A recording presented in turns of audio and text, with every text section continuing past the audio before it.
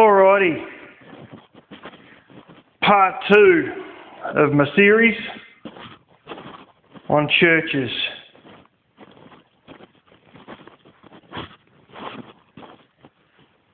Now, as you know, churches have been around for many years. You know, originally church and state used to more or less be as one. And for those of you who don't know it, and many of my subs are probably smart enough to know, but plenty of people don't. The Vatican is actually in its own country. And many years ago, during the days of the Roman Empire, the emperor or whoever they had at the time was in a bit of conflict with the Pope. The Pope liked a certain way and a certain set of ideas, and the emperor didn't.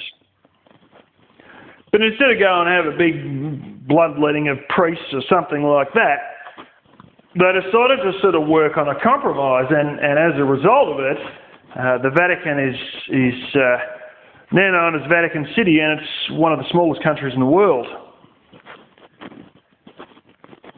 Quite intriguingly, for a lot of the time of the British Empire, the state and church would work hand in hand. And, you know, they realised over time that, well, some people didn't like that idea and there should be a separation of church and state. Both of them benefited off each other's power. But having said that, there's still a fair bit of bureaucracy inside some churches. And it's like a lot of things I've seen, there's certain groups. You know, I think of a particular boat club that I may have had involvement in. It was a yacht club. Some of you may be surprised to know this, but I used to do yacht racing. And it was really something I was dragged into by a boss I used to have. And he was into it, and so was his father. And, well, you know, the boss was going to drive me home, but, you know, well, we're going to this yacht race tonight. So, anyway, I ended up doing a bit of yacht racing. And they used to talk a little bit about some of the things with this club. And, you know, it's one of these things that also relates a bit to failed businesses that I see, you know, where there's people that have been in business for years and they're successful and they know that they've got to give something to the outside world and be beneficial, and that the customer is number one, and you know that's what they've got to do to you know, keep the business afloat. But you have some of these people who have entered into business more recently, running entirely off their own personal savings.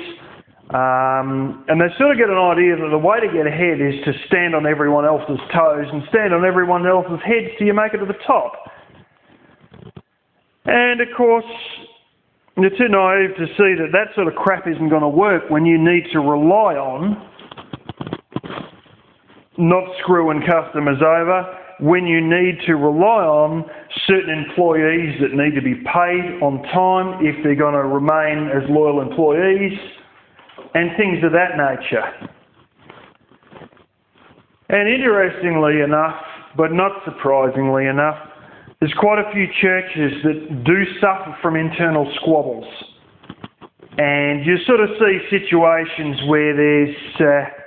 I used to have this saying, this guy I used to work for, about the boat club. And he used to say there's too many chiefs and not enough Indians. Fairly funny phrase, but as time's gone on, I've sort of noticed that some churches sort of end up running the same way. You've got a handful of people here who, you know, are in this organisation who, and you know, not just churches, it can be boat clubs, it can be any sort of community group of any type. Where you have one person that wants to run everything. And they've sort of got this idea that they've got the best idea of everything. You know, and everybody should just follow them, and everybody else just looks at them and says, Yeah, whatever, mate. And then they sort of hit that point where they get a bit frantic, that nobody's following them. And they know better than everyone else. And, you know, you've basically hit one of those points where, you know, you've got a wannabe chief getting a bit grumpy, that they're not running the show and that they should be listened to. And the funny thing I notice is the people that want to be listened to the most usually know the least about what they're talking about. I saw a situation where somebody who'd spent years, decades, most of their career, well, all of their career in one particular job, versus another guy who'd spent, you know, probably a good 7+ years doing a similar thing, had someone else who had never touched this almost ever arguing about how to do something, you know, with somebody who had spent their entire career doing it. You know, but it's one of these things, like you've got this whole thing of you know, too many chiefs and not enough Indians. And I've seen many cases, and I've heard of many churches, other churches that I've never been to, where there's such a blooming struggle over power that it buggers the place. You know, and you sit there sort of looking at all these scriptures on, you know, negotiations and people getting on, and there's even directions about how to sort of, you know, sort out quarrels between people and all this sort of stuff. It's all in the Bible. And yet they sort of suffer from the same bureaucracy that some of these smaller community groups do. And it's always intriguing because it brings me back, much like these businesses that are just entirely funded off people's personal savings. You know, they ain't got no customers, but they've already worked out how the customer's got to do everything to suit them, with no idea that if you're going to run a business, you're going to suit the damn customer or you won't have any customers. And it's a similar sort of concept. You know, you have these ones in there that, no, we should do it like this. And, you know, the funniest thing is when it actually comes to doing it, and the day arrives where the hard work's going to be put in, they're nowhere to be seen. Oh, man. Is that a shock? No, it shouldn't be a shock. It should almost be expected. But it's a bit of a shame that, you know, you have places like that. People are interested in helping, but then you've always got some obnoxious prick who's trying to get everybody to jump their way because they know the best way.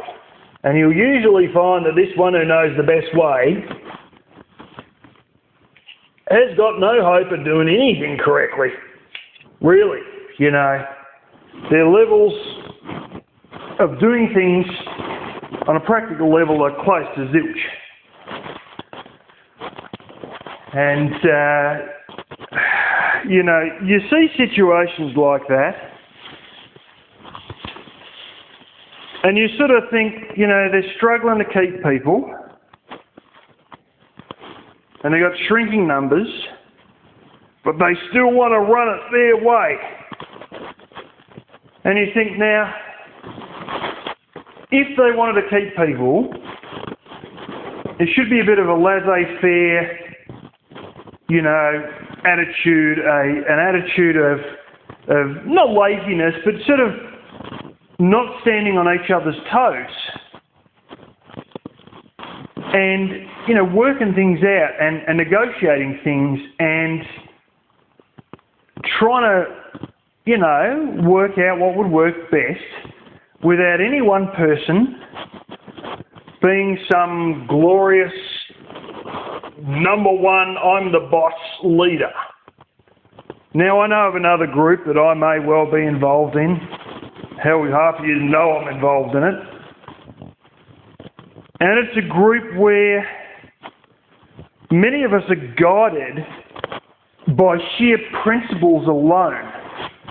We've come together, we've found that we aspire to similar principles, and as a result of that, it's our principles that guide us, and there is no main leader. Some of you may know about the group Anonymous. I am not in the group Anonymous. but that runs the same way. There is no leader, there is no chain of command, there is no boss giving orders. In fact, there's just several tenants, and everybody knows what those tenants are because they've all talked about them so much together. They didn't have to actually write down a damn constitution or write down a whole list of tenants, but we all just know what they are. And there's things that we all feel the same way about because they all run on the same train of thought and they're all going in the same direction. And those who can do what they can do, go ahead and do it. And those who have any other ideas or concepts or things that they think may work or may help the wider group will stand up and say so. But nobody is that much of an arsehole that they necessarily think that they're the boss, because there sort of isn't a central boss. It's a movement. But like a political movement, all going in the same direction. Now, some of them may have several main people. They don't have an individual set boss in most cases, but they have several main people leading the charge, so to speak, and a big group of other people following behind them. But really speaking, it's not really he's the boss, he's second in charge, that one's under that one, that's a super boom, boom, boom, like you'd see in the military or you'd see in a business.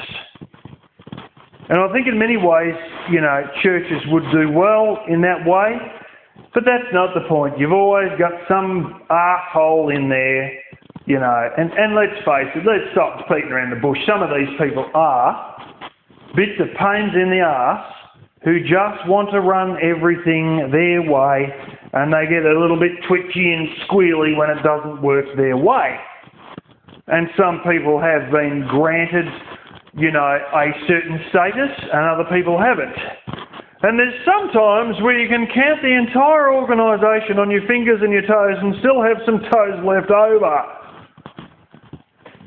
And it's about at that point where you sort of really wonder how much of a hierarchy you damn well need if there's no one bloody there.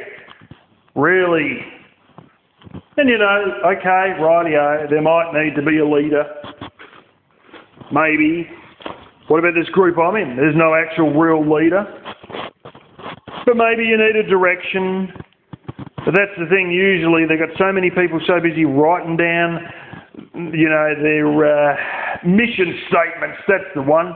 We've even got one of those for the company I work for, which is, well, I'm not trying to shit on the company I work for, but if you've ever read it, you just think, holy smoke, where do they pull this one from? It's just so out of whack with, the way,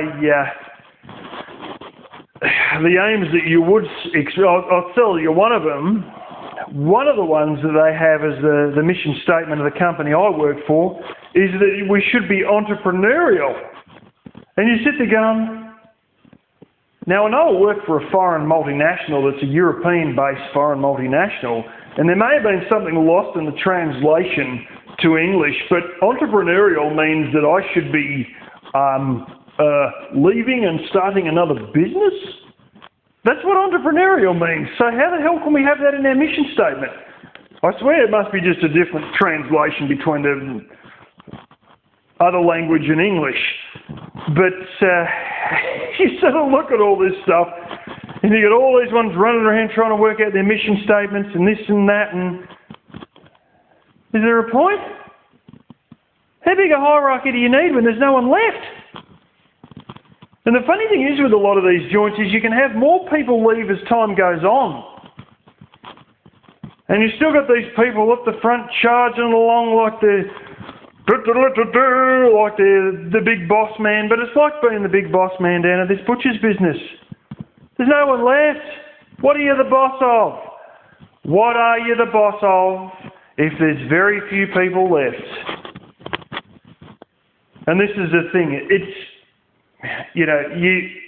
if you have new people come in for several church services, and they realise that there's a rigid structure of one person trying to tell everybody else how it is, or two or three people trying to tell everyone else how it is, and then they sort of think, do I really need to be a part of a place where I get bossed around?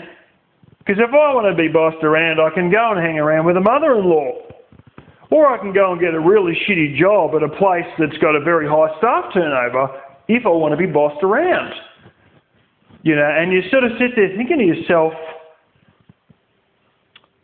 is some of the sort of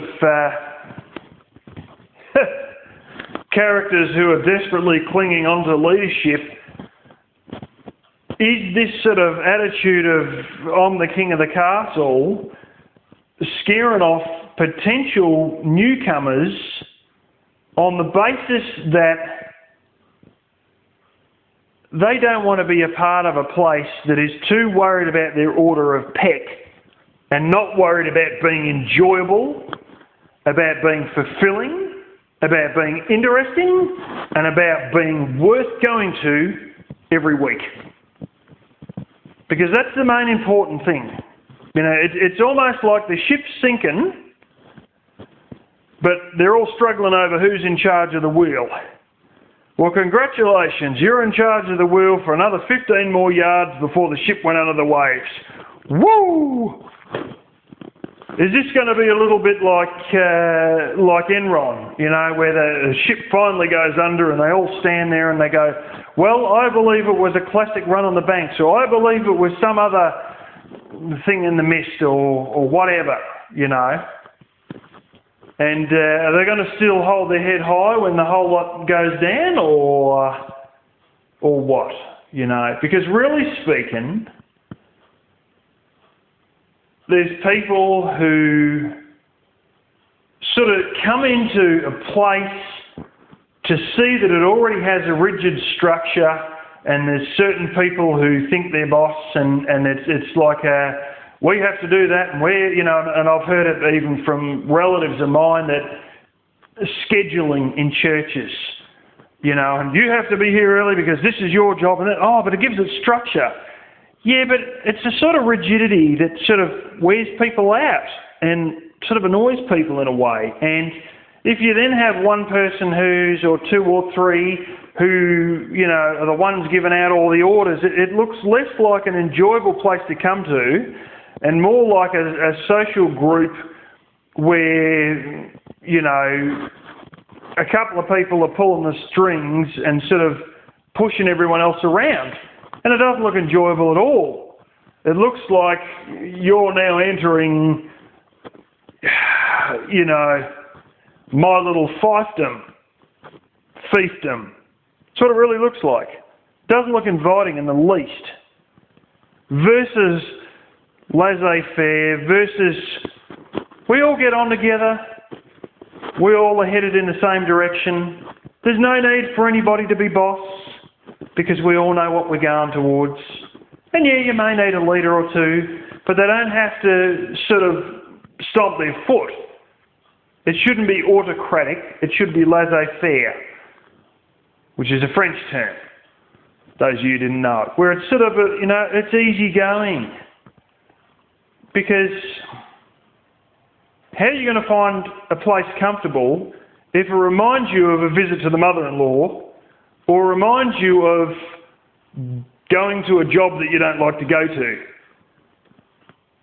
Because most people on the weekend are trying to relax. Most people want to be involved in clubs if it benefits them.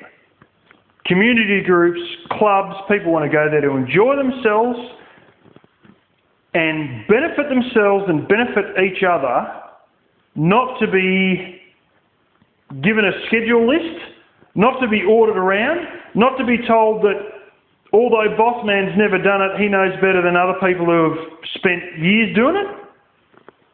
You know, this is one of these things. I know of a particular joint that decided they'd poach an idea from another rather successful church, except they didn't have a bloody clue how to implement it, and about the only thing they poached was the name. The principle of it was lost. They brought in their version that was so far from the other one that first started it that there was nothing in common except the damn name. But this works. Now, I'm not joking. This place has less people than I can count on my fingers and toes. Yet they needed a study group of 3 people to determine what their giant populace would like. Basically market research. Now, market research is done by large corporations like McDonald's, like Coca-Cola. Sometimes they get it right, sometimes they get it wrong. But the sign of a successful large corporation is that they're usually getting it right. Sometimes they do stupid things like bring out new Coke or bring out a car that's just like the shittiest looking car you've ever seen. Sometimes they fail. But they've got to be getting more right than more wrong with their market research. But market research is done by, well, the government in this country. You know, that's what your census is. Sort of working out what people we have as part of our population. So therefore we can, you know, allocate money appropriately and sort of second guess how many people are going to be admitted to hospital, how many people are going to use this government service, that government service, how many people are part of this ethnic group, that ethnic group, to sort of, you know, to work with our people appropriately. Well, this giant had less people than I can count on my fingers and toes, and they decided they need a study group that generally is only reserved for, I don't know, groups over 10,000. Trust me, they didn't have 10,000. And you just sort of sit there thinking, what the hell is this crap? Why do you need a market research group if you've got less people than you can count on your fingers and toes? Go out there and ask them all individually. Well, of course, this little, you know, market research group of only about 2 or 3 people decided that, you know, this would be the best way to go to do this thing, and they done it. They went ahead and they done it. And people friggin' hated it. And some of the things some of the shit I heard about it, I was just laughing. And some of the congregation ended up, you know, handing over certain notes to certain people who are a part of the hierarchical structure to tell them what they really thought about it. And, well, obviously they voiced their opinion. So anyway, it's one of those things though, you know, they're sort of so caught up in the bureaucracy. It's all right if you've got a church that's like Hillsong where you've got bloody thousands of people. So that makes sense. Maybe a survey would do well. Well, this little group didn't even have a survey. You'd think maybe, you know, we have referendums in this country, a lot of places that have surveys, you know, everybody take one, write down your opinion, stick it in the little box at the front door before you go. They didn't even do that.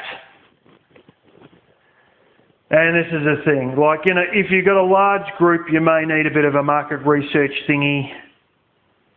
But you need people who can think from a third-party perspective, who can understand the way a group or a crowd thinks, who can see the opinions of people that aren't part of their social group, their age group, or their gender.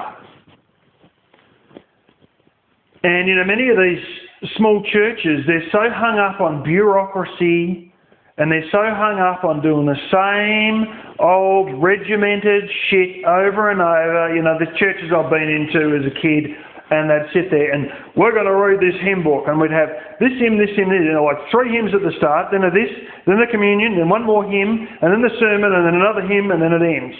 You know, and it was so predictable, and it was so regimented, and it was so flaming boring, you know, and just the whole regimentation of it annoys people enough.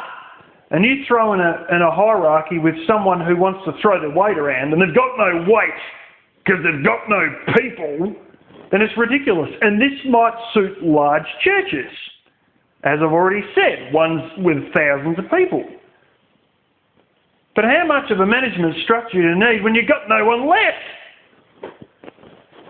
So anyway, that's just my little rant on sort of church management and you know, the other group that I'm in, where we don't really have a real hierarchy or a real structure, but we're all moving towards a set goal.